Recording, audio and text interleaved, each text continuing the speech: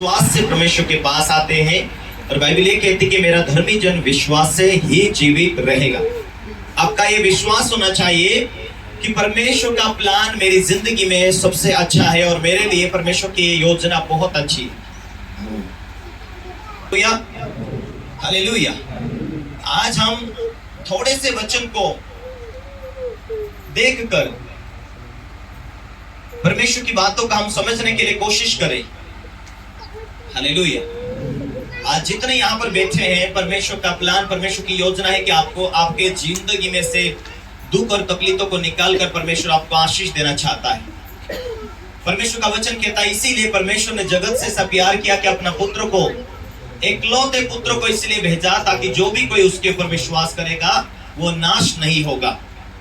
इसका मतलब है कि परमेश्वर का वचन कहता है कि जो भी परमेश्वर के पुत्र यीशु मसीह के ऊपर विश्वास करेगा वो नाश नहीं होगा परंतु अनंत जीवन प्राप्त कर। यीशु मसीह को जगत में भेजा कि हमारे लिए दुनिया में आए, इसीलिए भेजा कि हम उसके ऊपर विश्वास करें, वो मारा जाए, गाड़ा जाए, तीसरे दिन मुर्दों में से जीवित हो। ये बातें मैं लगातार नए लोगों के लिए इसलिए कहता हूं, हर संडे नए लोग आते ही है। परमेश्वर का वचन कहता, परमेश्वर ने जगत से अपना पुत्र को इसलिए भेजा कि ताकि जो भी कोई उसके ऊपर विश्वास करे वो नाश ना हो परंतु अनंत जीवन प्राप्त करे, खुशी का जीवन प्राप्त करे, ना मिटने वाला जीवन प्राप्त करे। Hallelujah, hallelujah. तो बाइबल कहती कि जो भी आते हैं वे विश्वास से आते हैं। हमें ये बातें होनी चाहिए कि यदि परमेश्वर अपने पुत्र यीशु मसीह को भेजा, वो मारा गया, गाड़ा गया, तीसरे दिन मुर्दों में से जीवित हुआ, स्वर्ग गया है, लेकिन उसकी आत्मा यहाँ है हमारी जरूरत को पूरा करने के लिए, हमारी प्रार्थना को सुनने के लिए। वो आज भी यहाँ पर है हमारी तकलीफों को मिटाने के लिए, हमारे लिए मार्ग को खोलने के लिए। हमें उसके साथ विश्वास से जीना है, विश्वास से चलना है। कब तक हम पास्टर का नंबर हेरेंगे, कब तक हम एक दूसरे से मदद मांगेंगे? क्या हम परमेश्वर से अच्छा रिश्ता ना बनाए? क्या अपने सारे बोझ को प्रभु के हाथों में ना दे? हालेलुया। हमारा सारा बोझ प्रभु के ऊपर छोड़ देना और प्रभु के पीछे हम जिंदगी जीने की स्टार्टिंग करना, हमें तैयारी करना।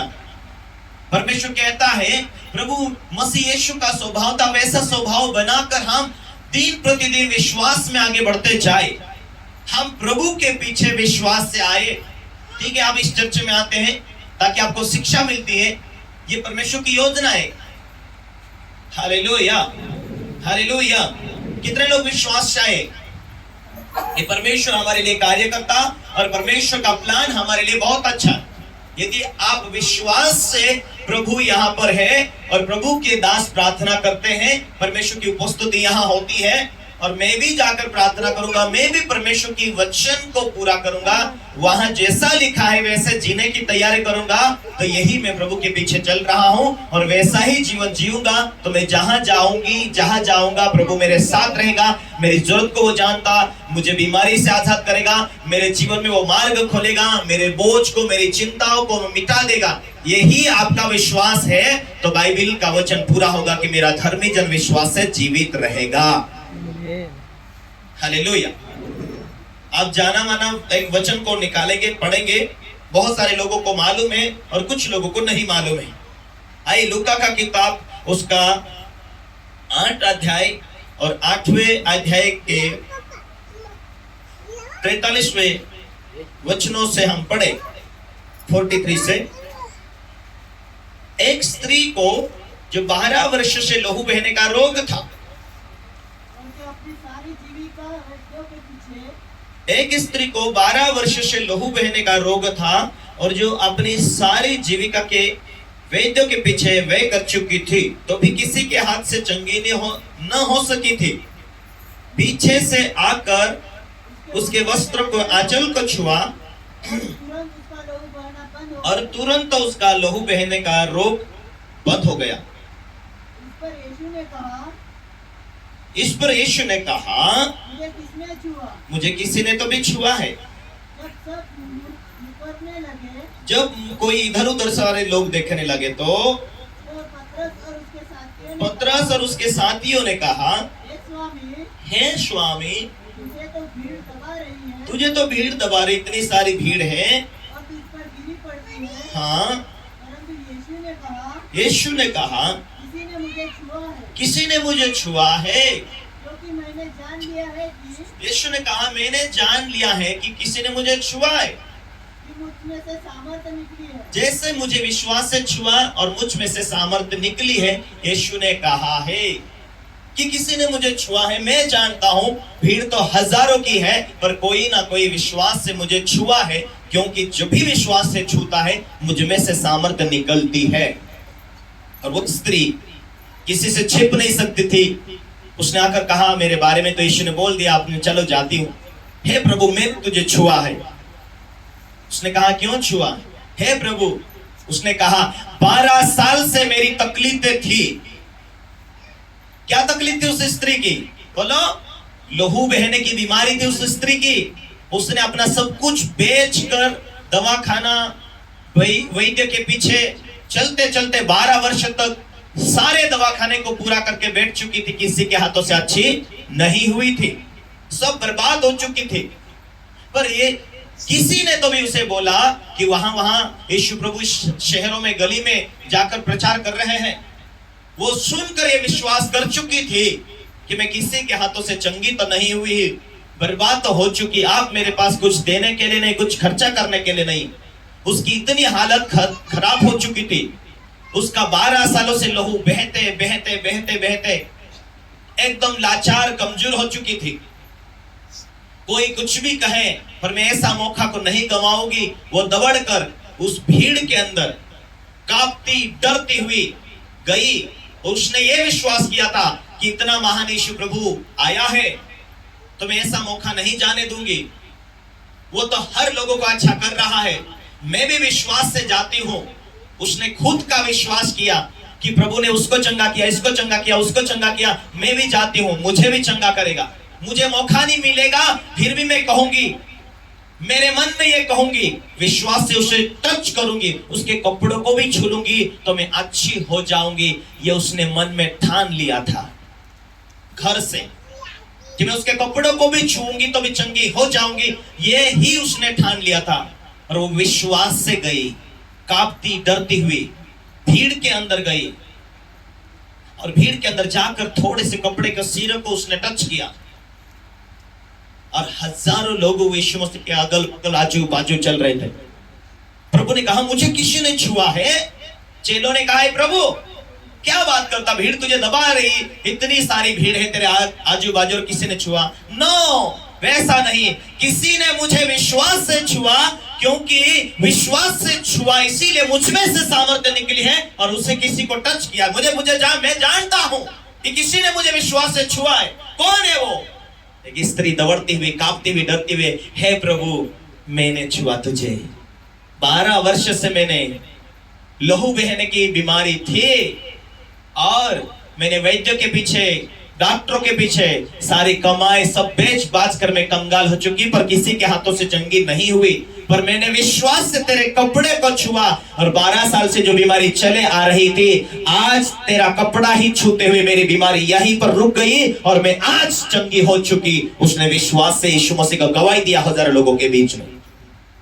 कोई बोलेगा आमीन? Hallelujah, hallelujah. उसने विश्वास से यीशु मसीह के कपड़े को छुआ और वो तुरंत चंगी हो गई। Hallelujah, hallelujah. इकडे ऐकून राहिले की तिकडे तुम्हाला तेल लावून देऊ? कमी है तुम्हारे कि जाकर सुनते तो है, इधर इधर दिमाग घूमता है। आज अगले संडे से कोई इधर तेल लाकर रखा ना, उसको 500 रुपए फाइन होगा। कोई तेल लाकर नहीं रखेगा। हालेलुया। ये पानी के मेरे लिए है, इधर क्यों रखा? पानी ब्रेक। हालेलुया। समझ आ रही हिंदी? हालेलुया। बोलो यीशु मसीह की। आहे का? मी काय म्हणतो ते ऐका पहिले। हालेलुया। तुम्हारा तेल वेल कोई काम नहीं करेगा यदि मैं बोल रहा हूं, उस बातों के ऊपर विश्वास होना चाहिए। हालेलुया। खामोश रहा नहीं तो मागे बसून देना। हालेलुया। विश्वास से हमें सुनना है। भले आपको थोड़ा देर गुस्सा लगेगा, लेकिन ध्यान तुम्हारा यहां होना चाहिए। हालेलुया। प्रभु यीशु मसीह ने कहा किसी ने मुझे विश्वास से छुआ है। सामर्थ्य निकली और उसके तुरंत तकलीफों को यीशु ने बंद किया। आज मेरे प्रियो, आप बीमारी लेकर आए, समस्या लेकर आए, कर्जे लेकर आए, केसेस चल रहा है, जो कुछ आपका यदि विश्वास यीशु मसीह के ऊपर है, एक एक बात के पर विश्वास करो। और बाइबल कहती मेरा धर्मी जन विश्वास से रहेगा, मेरा धर्मी जन विश्वास से जीवित रहेगा। आपको विश्वास से जिंदगी को शुरू करनी है। एक काम हो गए, दो काम हो गए, तीन काम हो गए, काम होते जाएंगे क्योंकि प्रभु आपके साथ है। प्रभु यीशु मसीह ने कहा जाओ जगत के अंत तक मैं तुम्हारे साथ हूं, जाओ जाति जाति के लोगों में मेरा सुसमाचार सुनाओ। आपको सुसमाचार यहाँ सुनाए गए मेरे प्रियो, इसलिए आप यहाँ मुझे देखकर नहीं परंतु आप यीशु मसीह ने जो चमत्कार किया है उसको सुनकर आए हैं। और चमत्कार करने वाला मैं नहीं हूं लेकिन मेरा प्रभु है, और वो आपसे प्यार करता है। वो आपकी जिंदगी में आपके साथ रहकर आपकी जिंदगी को आसान करना चाहता है, और उसी यीशु के पीछे आप आए हैं तो जिंदगी में वो आपके साथ रहकर आपके बोझ को उठाकर आपके लिए मार्ग को खोलेगा, और आपके लिए लाइफ टाइम हमेशा के लिए वो चमत्कार करता रहेगा। परंतु अपना जीवन उसके हाथ में दे देना कि प्रभु के हाथों से ही मेरा मार्ग खुलेगा। जब आपका ध्यान, आपका विश्वास प्रभु के ऊपर टिका रहेगा, आपके काम होते जाएंगे। बोले यीशु मसीह की हालेलुया, हालेलुया, हालेलुया। मेरे प्रियो, इसीलिए आपका विश्वास कहां होना चाहिए? बोलो प्रभु यीशु मसीह के ऊपर। आमीन। ओके, ध्यान देंगे, ठीक है। यीशु मसीह का जन्म हुआ,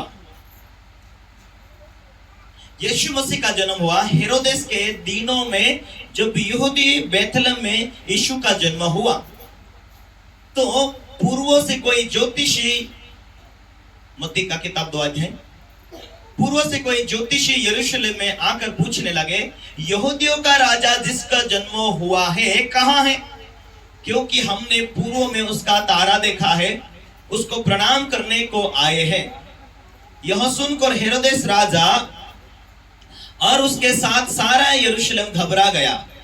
तब उसने लोगों के सब प्रधान याजकों शास्त्रियों से इकट्ठा करके पूछा मसीह का जन्म कहां होना चाहिए। उन्होंने उससे कहा यहूदी के बेथलेहम में, क्योंकि भविष्यवक्ता के द्वारा यह लिखा गया है बेथलेहम तू यहूदा के प्रदेश में है, तू किसी भी रीति से हालेलुया।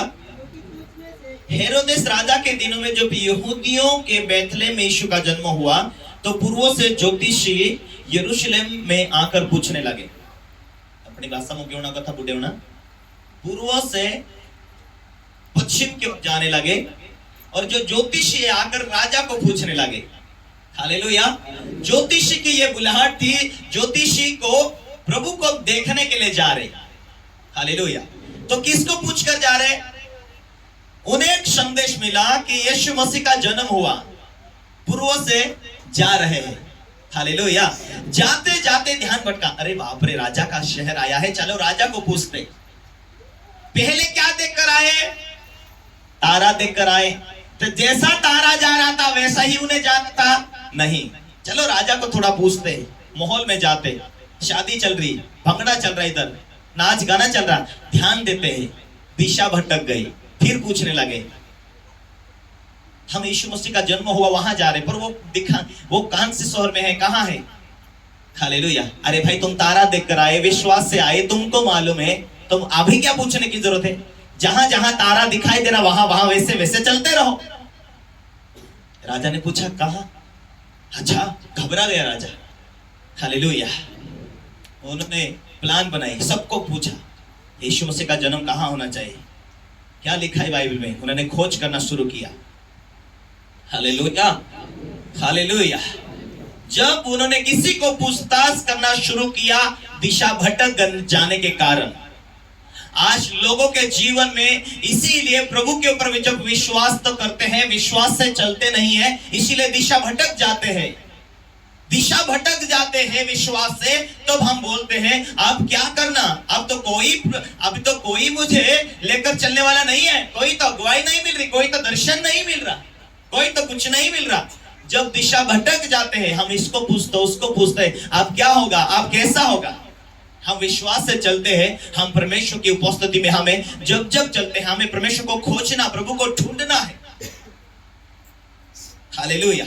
एक बार आप बाइबल को थोड़ा पढ़े,